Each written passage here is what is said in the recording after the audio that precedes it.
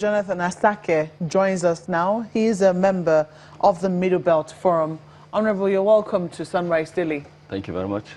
What are your thoughts on this proposed solution of the federal government to the perennial crisis, it would seem, between farmers and herdsmen? Well, I have made my mind known, even here in the studio, about 3 days ago, and what is the feeling of our people. I'm talking about the people of the Middle Belt regarding this proposed solution, to the crisis, so-called, between farmers and herdsmen. Truly, the Middle Belt rejects it in totality, and most of the communities within the Middle Belt region reject it in totality because we feel it is not really the solution to the crisis. First and foremost, I mean, we have been seeing clarifications, because some people will say that, have they seen the entirety of the communication? The settlement which has been proposed by the federal government, we've been told, is voluntary, that states must apply for them to be able to, participate in the program, it will seem. And from what we understand, 12 states have applied, and they say that that is enough to do the pilot program. Perhaps maybe when other states see it, if it's something that they are interested in, maybe they too can be a part of it. If states are the ones applying, what problems would the Middle Belt Forum have with that? Sometimes, when falsehood is wrapped with a garment of truth, with time it shows. Truth is that, this program, remember, was announced for the first time, and it was widely reported when the Permanent Secretary, Federal Ministry of Agriculture and Rural Development, made an announcement to the effect that the federal government was proposing to establish RUGA settlements all over the country, but starting with 12 pilot states, the way he put it. And he went on to say that it is an initiative of the National Economic Council. That announcement will make one to, cast back the desperation on the government of the day on, taking one ethnic group and pursuing programs to benefit and favor a particular ethnic group, the Fulanise. I remember, we had the proposed bill that was at the 7th National Assembly for the creation of a commission to establish cattle routes and grazing reserves. And that one did not see the light of the day. And again, we had cattle colonies came in, and it became very controversial. It's all for the Fulanese. And lately, it was the issue of 100 billion when the meeting was held in Kebbi State for Fulani herdsmen. And that one had not rested. We had a federal government again proposing or acquiring a license for Fulani radio. And there was, and all these things, now today what is on the front burner is the RUGA settlements. Now let me just say it. RUGA is actually a Fulani word, again. And RUGA is hot. It's a name for Fulani for hot. That is where the Fulani stay. And are the Fulanis really homeless? They have their RUGA everywhere. In fact, even inside Abuja, if you go to Area 1, if you go to Durumi, if you go to Weye here, you will see RUGA everywhere. That is where the Fulani stay. So they are not really homeless. And let me say it, that the real people that need to be settled, the real people that need the settlements, the RUGA settlements, or what I call estates today, that needs to be catered for, are those unfortunate children of God in the northeast that actually have been displaced from their ancestral lands as a result of Boko Haram insurgency. And they are scattered all over. Go to Area 1, go to Durumi, you see them living in squalor, in dehumanized environments. Honorable, because, and they have not been settled. Let me bring you back to the topic of the day. Let me just land, please. Let me just land. And you see them there. As a result of Boko Haram insurgency, for years, they have not been settled. Nobody is thinking of building any RUGA or any settlement for them. The second category is the category of the people in the Middle Belt region that have consistently been invaded by criminal Fulani herdsmen. No, Honorable, I'm afraid I will have to divorce the ethnicity, because I don't want this to seem like I say this is a conversation on an ethnic group. This is not. If the federal government, and some people will say, perhaps if you remove the ethnic dimension from it, perhaps there will be a little more clarity on this. We know, as a matter of fact, that almost every year there is conflict between farmers and herdsmen. And I mean, Professor Alkali was sitting just on the chair you left there, and he was, you know, presiding over this conflict between 1997 and 1998. It is nothing new. It is taking on wider dimensions, of course, because our population is growing. If the federal government is going to come up with a solution, what are the solutions that the Middle Belt Forum proposing? What solutions are they proposing? Let me just make an observation here, that this narrative that it's an age-long situation that farmers and herders have been clashing. Yes, the traditional farmers herders clash that I know from childhood is not what we're seeing today. The traditional farmers herders clash used to happen. In fact, when I was a child, I stayed with Fulani in my own house. They used to come from the far north and come to our areas. Then they are looking for land to settle, and our parents will give them land in exchange for the cow dung, which becomes like fertilizer, manure for the farms. And oftentimes they will make their RUGA, that is their settlement, within the farm, and it is temporary. Sometimes they stay, and after a particular season they leave. And sometimes if they like the place, they even transform into becoming farmers themselves. And you find out that not only the Fulanese that rear cattle at that time, even the natives will also rear cattle. So it has been like that. But what we're seeing today is a strange thing, that we continue to use this false narrative of farmers herders clash. It is not. It is invasion of communities. And when we're running away from calling a thing by its name, that we're trying to profile a particular ethnic group, it is not true. Because we have an umbrella organization called Miyetti Allah, which is the Fulani organization that has been owning up to most of these invasions that have been taking place in communities across the Middle Belt and the South. In fact, oftentimes to genocidal proportions. How do you then differentiate? I don't know if you listen to Professor Alkali, between the Udawa who come in, which he says comes in every year, whom you can tell very differently, and which is, you know, we've been seeing this conflict not just in Nigeria, but also in the rest of the West African region. What differentiation? Let me. Yes. How do you differentiate between those ones who might be outsiders causing majority of the havoc, which we might be seeing from what we have heard, and those who are the local Nigerian Fulani, if you want to use those words, settlers or livestock owners who are just looking to ensure that their cattle get food on a daily basis? That is not supposed to be the issue. The issue is about people's lives. The issue is about survival.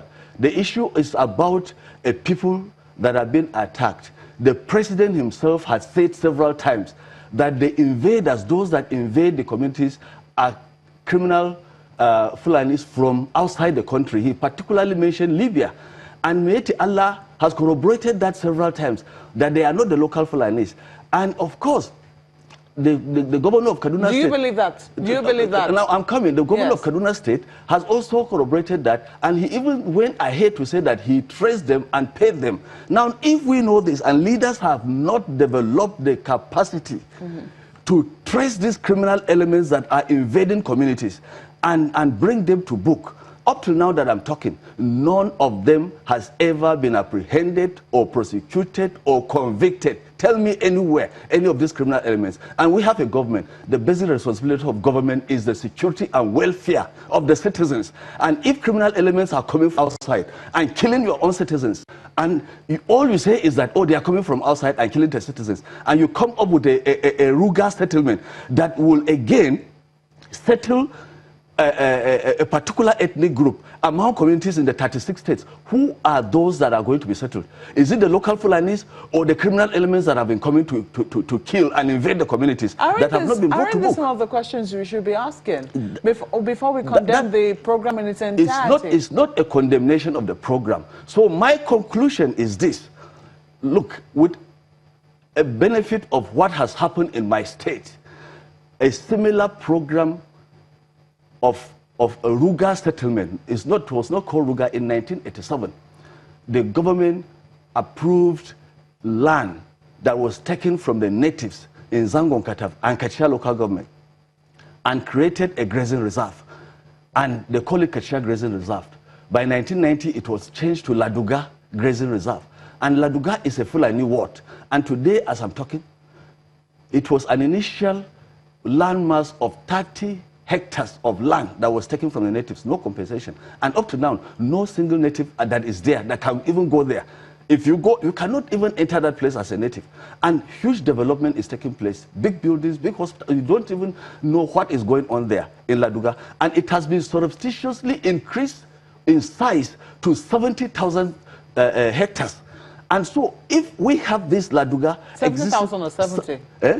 70,000. 70,000. It means hectares. It was 30,000 that was taken initially. From 30,000, it has been increased to 70,000, and it is still there. So there is the plan is to replicate this Laduga model all over the nation, thereby changing democracy, the political democracy, the demography, the economic demography, the social demography, the cultural demography of a people all over the nation, and Fulanize every place in the nation. These are fears that you have. These are fears. These are not only fears. This is something that is happening to me. I'm giving testimony. Yes, this is something that you've seen happen. This is something that we have seen happen in Kaduna State, in southern Kaduna. This is a fear. And we, the land of our people, we cannot get there. We cannot go to farm. We cannot, this is the land that was taken over from the people. It was not compensated for, and we cannot go there to farm. We have become second-class citizens in our own state, in our own country, and somebody is saying that it is fears, only fears. This is real. The fear is real, and the replication of this model all over the country, and the intent is real. Mm-hmm. Let us take a question from my colleague, Ayo.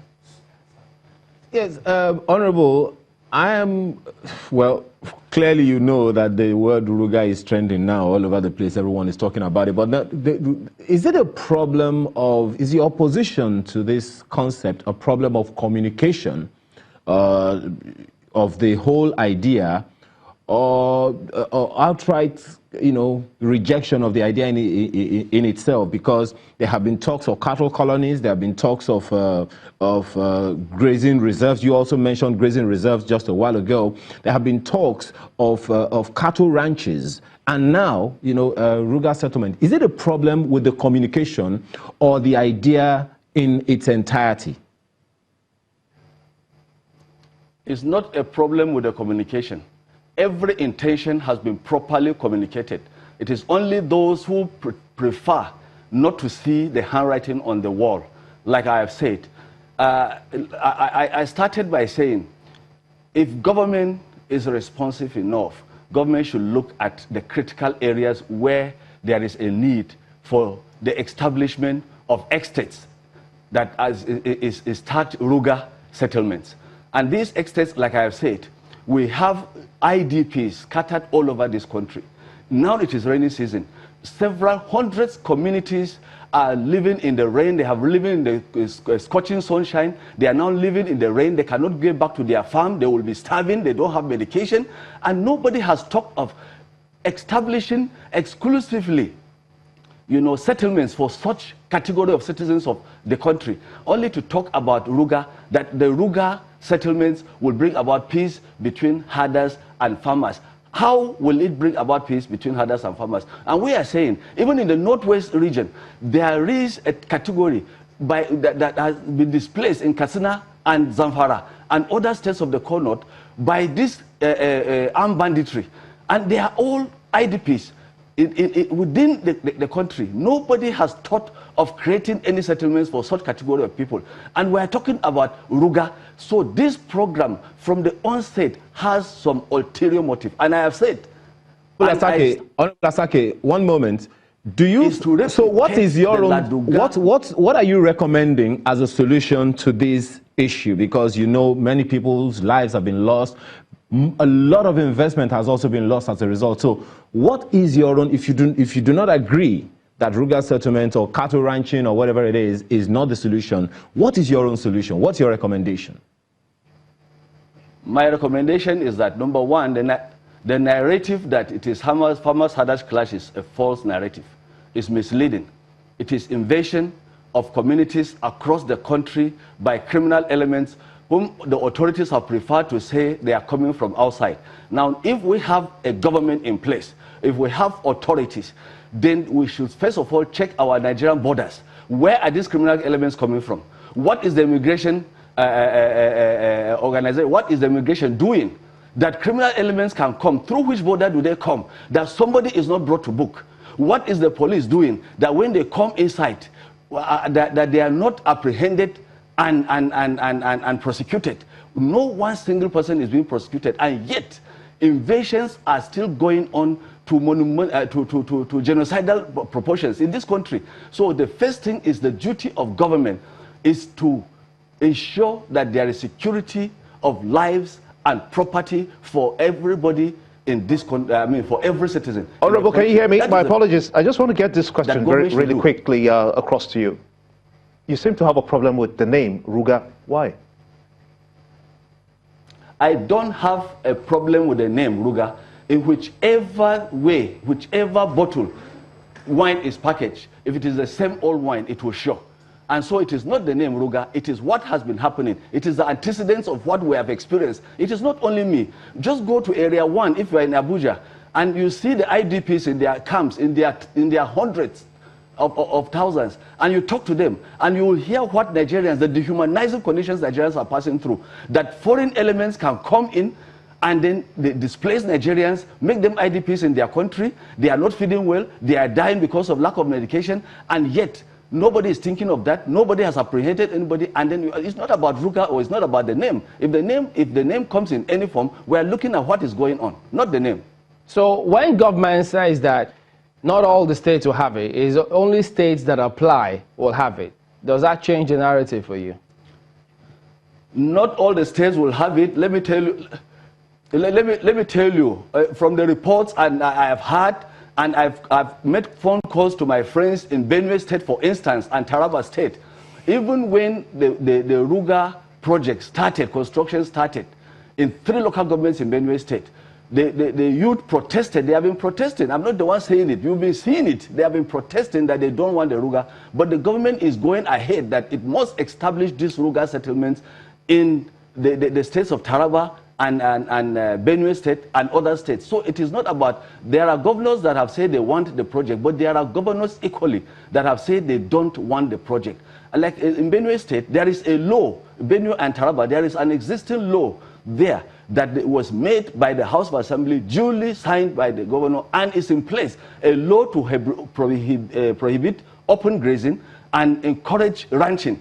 But what happens to that law? That the federal government will just go and impose itself and start construction without consultation, and even when people are protesting, if that is going on, that this program is, if that is going on in those states, it is voluntary, that governors can sign in. No, shouldn't the state governors, if that is going on in those states you mentioned, shouldn't the state governors be speaking up about it? The state governors have spoken. Unless, if you have not been hearing that, the state governors have spoken over and over again. They have stated their positions and the positions of the peoples of their state and how they reject that proposal in totality. They have never left any stone unturned. So you can just find out from those governors, and you know that they are not only speaking for themselves, for the people of their states. Honorable, your Middle Belt Forum is a credible association of people. Are you looking to engage state governors and perhaps the federal government, if indeed the federal government claims that state governors are applying for this and that 12 states have applied so far?